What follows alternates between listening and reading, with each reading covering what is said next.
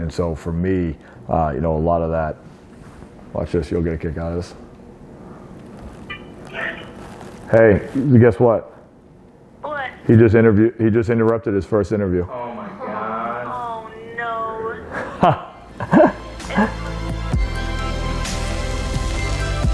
The Milwaukee Bucks are champions once again. It happened kind of at a great time in my career, but it's something I'm really excited for. Let's go work hard on three. Work hard.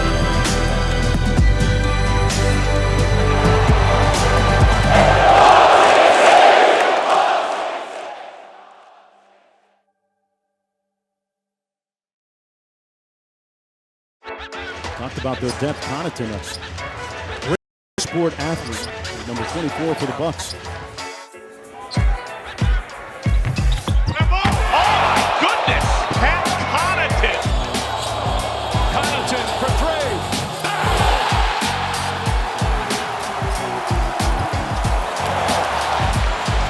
Got numbers. Giannis kicks it out. Connaughton for three. Bang! Pat Connaughton from downtown. Threes and dunks. Dane looks it off to a cutting Pat Connaughton for two. Please welcome Peter Fagan and John Horst to present the offseason NBA Cares Community Assist Award, Pat Connaughton. The NBA will donate $10,000 on Pat's behalf to the Pat Connaughton Foundation. When it comes to the foundation, I want youth athletes to know that there are people out there that believe in them. When we started, we just did clinics. Thank you guys all for coming. Basketball, camps, clinics. I was once in your shoes. I have a blast running them. I have a blast being involved in them. I'll be around all day. I'll be jumping in drills with you. I've already been told I'll be, I think, quote unquote, cooked once or twice, but I assure you that won't happen. I'm just gonna hoop right now. Go. Blocked! Oh, give me that! Go ahead. Blocked! Oh! Help up! Great job. Sports teach us things that, you can't really get anywhere else. So I've always been a proponent of talking about things outside of just basketball. I use the cliche story of, by a show of hands, how many of you made your own bed this morning? Parents, that seem about right? Did all of them make their own bed? all of them look at me crazy like their parents told me to ask the question. But it's just the idea of getting up and doing something that you don't want to do. You don't have to be a freak like Giannis to do it. You just got to take an extra 2 minutes, and it's something that you don't want to do. We've attracted a bunch of volunteers that really buy into that. A guy by the name of Coach Whitty, Rick Whitty, teaches a leadership class. One of the messages that he teaches within his curriculum that he wants to continue to grow is event, response, outcome. E plus R equals O. For me, I always talk about the number 24. I wear it because it's 24 hours in a day. How you utilize those 24 hours is going to dictate what you're able to accomplish. I wanted to be a two-sport professional athlete. That was my goal. And my parents always said, what are you going to do today that is going to help put you in a position to be closer to achieving that dream? I think the E plus R equals O is that in an equation, right? You know, some of these campers are going to want to be, politicians. They're going to want to be firefighters, cops. They're going to want to be physical therapists, doctors, scientists, engineers. Who knows what they're going to want to be? Each dream is going to require a certain amount of work. And we want to just continue to help teach them that at a young age so that they can continue to kind of build those habits as they grow up. Your team missed the layup, right? He said, great shot. We're not going to make every shot. But when you make a good play, it doesn't matter the result, right? We do that more and more, we got a great chance to win. The only way that person is going to feel confident to shoot the same shot next time is because Vinny said great shot. He didn't care about the miss. Yep, it was the response. So just keep communicating, all right? Keep that talk loud and keep trying to pick your teammates up, whoever's on your team, all right? Here we go, let's go work hard on three. Work hard. There's a lot of excitement about these camps and clinics we're running, but I can't run them every single day. I can't run them more than twice a year based off my day job. So, how do we become more sustainable? How do we have an impact in 365 days a year? And that's kind of when we launched Courts. There we go.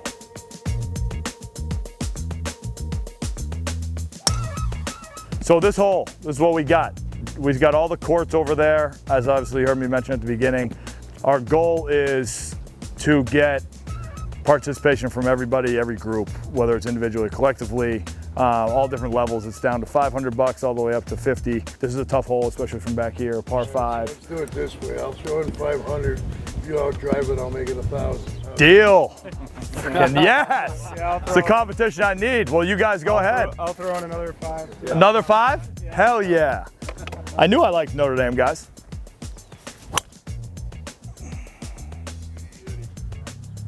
There you go. Over the bunkers. There you go. I doubled it up, baby. It's all right. It's going to be beneficial for you guys in the end.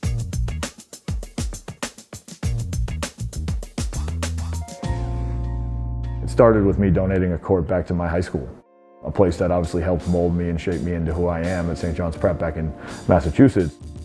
And we saw how that tangible piece of hardwood, that tangible court, was a symbol. And it was a place where people could go. People could not just hone their basketball skill, but they could hone the things that sports teach us at a very young age and continue to teach us as you grow to high school level, collegiate level, if you're fortunate to play, and inevitably for me, the professional level, have a dramatic impact on my professional life outside of basketball, have a dramatic impact on the values and the morals that I have in my family life, in my relationships, friendships. And so we just saw the power of that court, and we saw how a court can be utilized 365 days a year, whether I'm there and my foundation's there or not.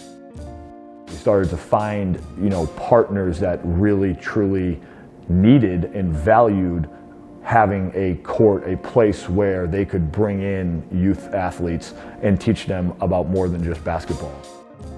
We're fortunate this year, we're doing 9 courts. We're doing, 3 of them back in the Northeast. We're doing 1 back at Fidelity House where I grew up and learned how to play. And then we're doing 6 of them around the Milwaukee area. And we're partnering with schools and community centers and after-school programming where they don't have the resources to put in a new facility, to refurbish their current facility, or add a facility. I never have, never will take a dime from the foundation. When you have a long-term approach and when we're trying to build something for the long run, we're trying to create relationships and partnerships that last and aren't just transactional, you have to look at doing right by those next to you. And whether it's with the Milwaukee Bucks, whether it's with my collegiate teammates, or whether it's in the business or philanthropic world with the foundation and Three Leaf, when they have an experience with anything that I'm involved in, they're going to be like, that was a great experience. I want to do that again. I want to be a part of that again. I believe in what they're building over there, no matter what it is. I think there are just something, principles, values, however, whatever adjective you want to use, kind of what you stand for, the reputation you have is who you are, and it's more valuable, in my opinion, than any dollar that you can earn. I'd say values probably date back to when you were a kid, right? Who you're surrounded by, what your parents, what your family is about. And so for me, a lot of that. Watch this, you'll get a kick out of this. Hey, guess what? What? He just interrupted his first interview. Oh no. It's my fault. I thought. No, he called by himself. He called by himself, didn't he? Oh yeah. Hey, buddy. Come here, like ready. Oh yeah, playing with the basketball. Hi. Yes. Hi. All right, can I call you back in a little bit, right? Sorry. All right, you're good. You're good. Bye. Look, now that I have a son, right, like teaching him values from a young age, my parents did a great job teaching me them. And a lot of the things that I remember and the stories that I kind of tell about him was, my dad works every day, right? He was a construction worker back in Boston. Like, he worked his butt off every single day. I remember if he'd get home at 6 o'clock for dinner, it was a fun day for me, right? When you talk about my mom, like, the things that she did with me on a daily basis, she stayed at home with me. But it was the little developmental things, and it was always challenging me. I think the combination of seeing how hard my dad worked on Saturdays, I got to go to work with him as a little kid, wear a little tool belt, with the challenges that my mom put on me because she knew I love sports and activities, and always saying like, do your best. Seeing what they did and how they continued to push me are things that I'll take with me for my family.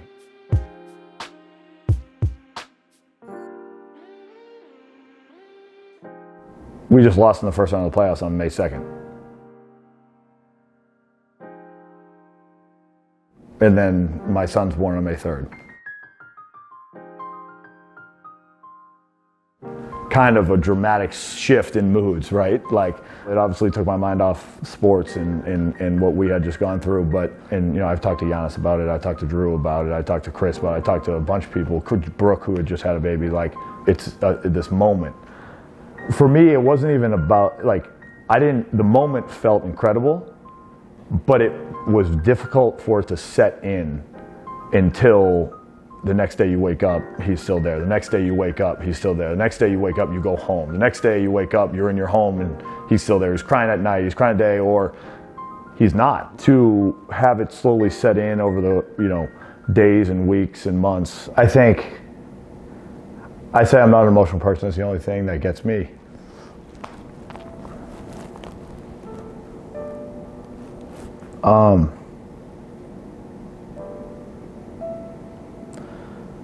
I think, you know, for me, being a parent was something I always wanted to be. And to have it come to fruition, to have it come the way it kind of did with the ability to have my parents there, to have her parents there, and then just to see everybody around you kind of rally with genuine excitement. Like, it's something that, as you talked about, you're not necessarily prepared for, but you are. It's something that you're not necessarily scared for, but you can be. I think anybody who has kids tried to tell me that, but you don't know it. To be able to see guys who are friends, like Giannis, Drew, Chris, like guys that have gone through it, done it so well. My dad,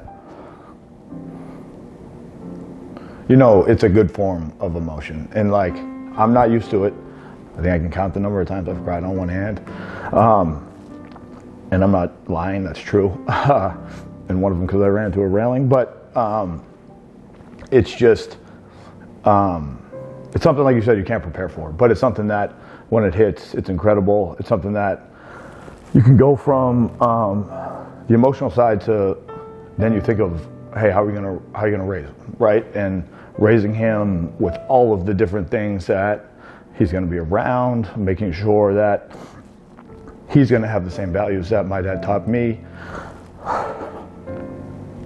making sure that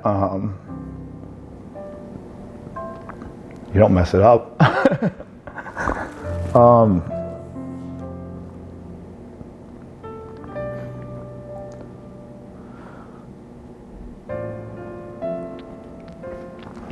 I don't know. You may not be able to tell, but it's something I'm really excited for. It's only been 3 months.